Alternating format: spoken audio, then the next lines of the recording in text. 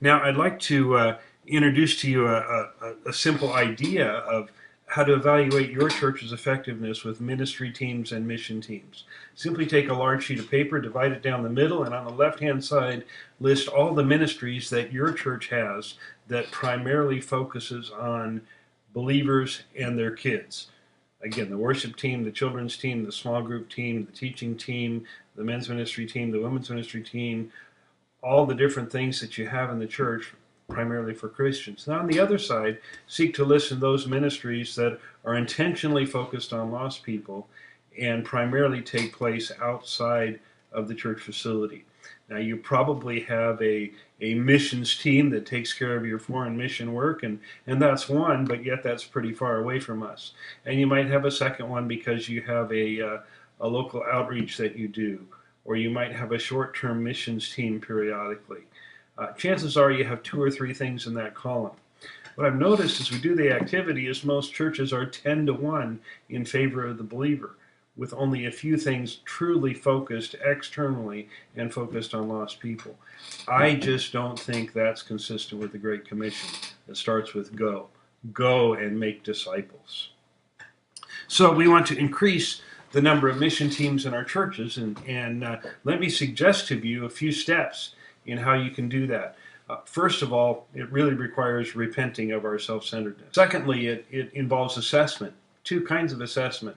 First, the assessment of needs in our community. What are the things that need to happen? Where can we make a difference? Once we begin to assess the needs, we need to do a second assessment. And that second assessment is, what are the skills and resources and passions that we have within our body?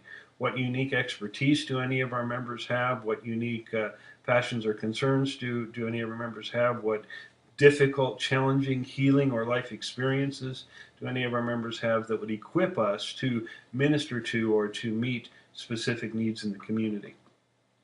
And the third thing that you want to do is, after repentance and assessment, is experiment. You want to experiment with a variety of mission teams, a variety of opportunities in the community to see where God is blessing, to see where God's going to use you, to see what He wants to honor and excel. One church that I was a part of simultaneously started a prison ministry and a hotline for people in crisis, and also at that time started a crisis pregnancy center. And within a short period of time, it became evident that the hotline and the prison ministry really weren't taking hold in the passions of our people. But it's actually been more than 20 years since then, and the crisis pregnancy center was established and has had a powerful and effective ministry in the community for many, many years. Leadership for these teams is very important, and I would suggest that you look for the leaders that aren't already serving in other places. In fact, look for those people who never seem to want to take on the church job. Chances are it's because they have a passion for the community or a passion for lost people. And if you can identify those potential leaders who have frustrated you because they've never been willing to step up, you may be surprised when they step up to take leadership of an externally focused mission team when they would never do the church stuff that you wanted them to do. Let me suggest to you also that what I call the power of partnerships when it comes to mission teams. If we have to create and organize and make all the mission teams function, sometimes we'll get so preoccupied with the functional activity that we won't have any time and energy to minister to people. One of the ways that you can rectify that is to simply partner with those in the community who share that same concern. If you have a concern for orphans, or what we might call latchkey kids, or afternoon kids without supervision, whatever label you want to give to that, consider partnering with the Boys and Girls Club or some other agency that's taking care of that need. Many times there's greater evangelistic fruit in your missional partners than there is from the direct missional project. Either way, we're having opportunity to communicate the love of Christ and bring people to faith. So you've got some missional teams and you're experimenting and different things are going on in the community. How do you really evaluate which ones are the best ones to make a long-term investment in? Let me suggest to you three things. First of all, look for those things that make a difference.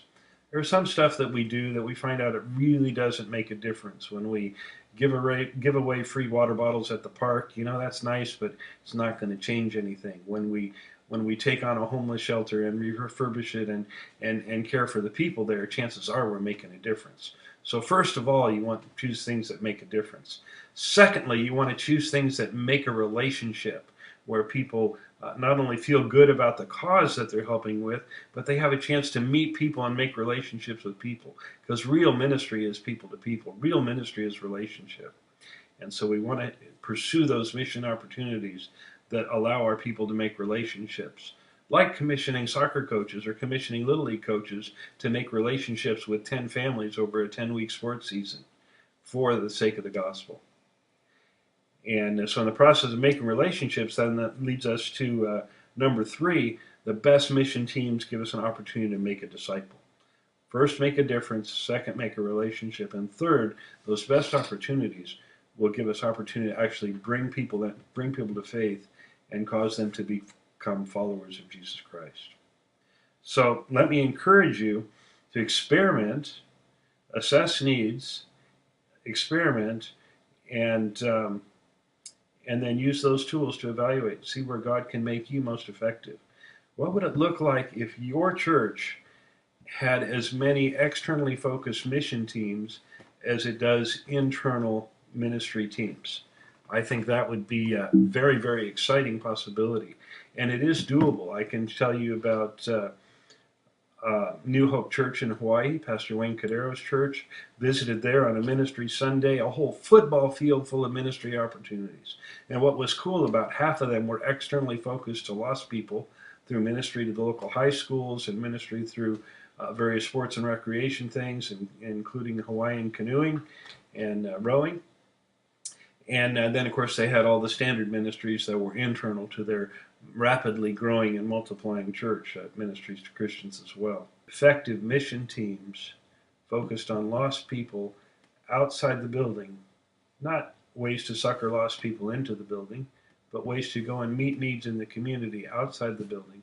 And doing that in partnership often with secular entities is a great way to mobilize Christians to make a difference in their community, make relationships with lost people, and make disciples of Jesus Christ. I encourage you to try it. Thank you.